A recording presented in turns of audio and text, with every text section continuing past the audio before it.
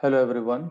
So from the previous video in which I have uploaded a 3D model of a stratified porous medium in which we have different blocks of different material randomly arranged. Today I have scaled it down to the 2D model in which I have chosen the similar material just to show that how the simulation or of the water flow and the solute transport can be done in a two-dimension stratified heterogeneous field. So this heterogeneity is well defined. Of course, in the field, we will not find this kind of heterogeneity, but on a broader spectrum, if we divide the soil, we can definitely grid it down to similar kind of heterogeneity in which the soil particles can be classified either into clay, silt, or like that based on the texture class. So so here the dimension of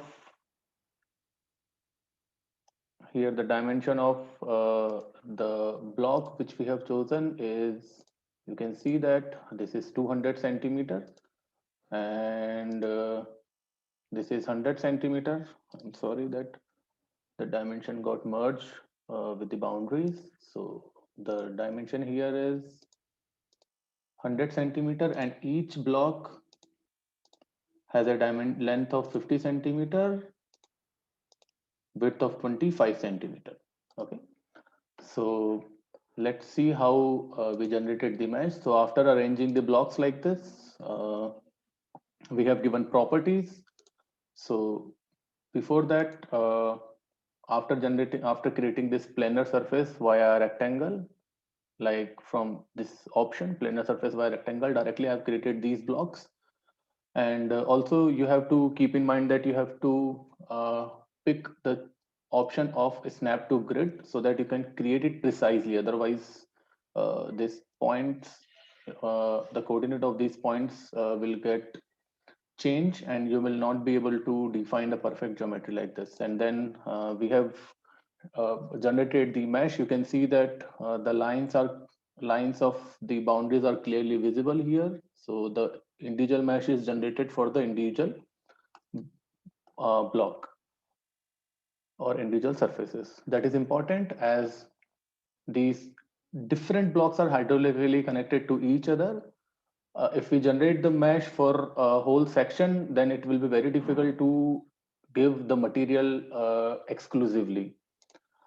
All right, so here you can see that the material which I have given, this is on the mesh. So let me turn off the numbering. So you can see that this is how the material is divided. Okay, so it's better to have a look at the geo objective. So if we see on the mesh, this is how the materials are defined. All right, and if we see on the geo object, this is how it will look like. And then I have given certain observation node to see that how the observation, if the observation are done at this observation location, I, what will be the values of moisture and solute at any given time interval. So I've tried to keep this observation node at the center of each block, but since the geometry was tetrahedral, you'll not find exactly at this observation node could not be located exactly at the center, but somehow I try to keep it at the center of each block. In the initial condition, I have given a pressure head of 0.05. We can also, so when we see that when we give a value of any pressure head initially, that means the soil is unsaturated. So I've tried to keep it minimum. I could give it 0 point minus 1 also, like minus 1 also can be given. So I can give minus 1 centimeter of pressure head. And then in the boundary condition, I have, since I've edited this on the FE mesh, so here you can see that I have given in water flow constant flux boundary condition. Okay, so constant flux boundary condition I have given of 1 centimeter per hour. We can also give constant head boundary condition. So I will change back to constant head boundary condition. Let us say a 10 centimeter of head gradient is given at inlet end. At outlet end, there is no flux. So I'm not giving any boundary condition at the outlet. the flow is taking place from this direction to this direction. Then for the solute transport, I have given third type boundary condition, that is the default boundary condition with which Hydrus will pick, and the concentration which I have given here is of 100 ppm. Now let us run the model. So here the calculation is started. We are running this for 96 hours and the pulse of the solute is given for 6 hours. Let's see that how the concentration is. So you can see that the 10 centimeter is very less. So the concentration or the flow is not enough to carry the concentration. Okay, here you can see that. All right, so let me change the boundary condition to flux type boundary condition. So flow and I will go into the boundary condition. I will change constant flux. Then I will choose 2 centimeter per hour. Okay, so now the boundary condition is changed from constant head to constant flux. Let us run the model again.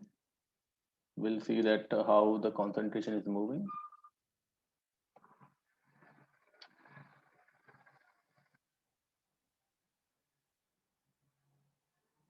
It is very important that we choose the boundary condition very it is very important that we choose the boundary conditions very carefully, otherwise it may not yield to the expected results. So since this is a demonstration, I am only showing the random values. When we will conduct these kind of experiments, then I may be able to show you that how we have conducted the experiment and how we had simulated it in the Hydrus.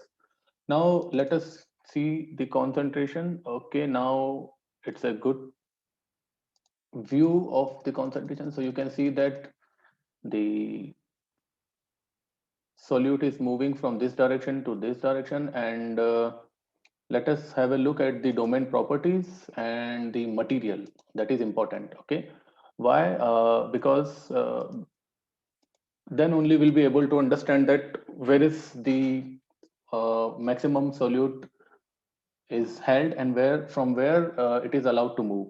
So you can see that the silt sandys clay loam has the lowest hydraulic conductivity. Silt has a little bit more hydraulic conductivity compared to this material, and so on. So this is the highest conductive material. This is lowest conductive material in that sense. So let's see that how the concentration moving. So you can see that at the highest conductive material, the solute is moving quickly, but at the lowest conductive material, solute is held like this. So let's see how it is moving. Okay. So in the very next time step here, okay, let's say at 15 hour. So at 15 hour, this is gravel, this is sand, this is silt, and this is sandy clay. So what is happening here? You can see like this. Okay. So this is how the solute is moving. So most of the flow is taking place through in this, most of the concentration is diverted into this direction. You can see this direction. Let us try to identify that which material it is. So you can see that it is gravel. So this is another case of preferential pathway, that most of the flow is converged through gravel. That is obvious because it has the lowest hydraulic conductivity. But what happens in this direction, it will be interesting to see. So let's see that what has happened in this direction. So you see that the concentration of solute moving into this direction. Okay, this direction. Just see, solute is moving into this direction. Okay, so the material properties, from it is moving from gravel to towards sand, and then it is merging with the gravel. Okay, so it is clearly avoiding the route of silt sandy and sandy clay, the another material which we have chosen. You can see,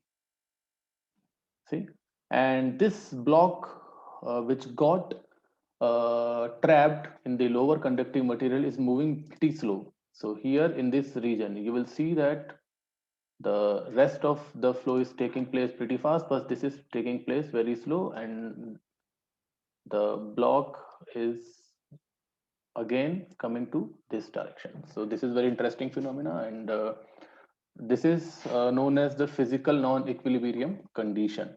Let us have a look at the observation points. What is happening at the observation point? So you can see that the pressure head is constant with respect to time. So we are conducting this experiment in the steady state condition. You can see at all the observation node, the water content is constant with respect to time.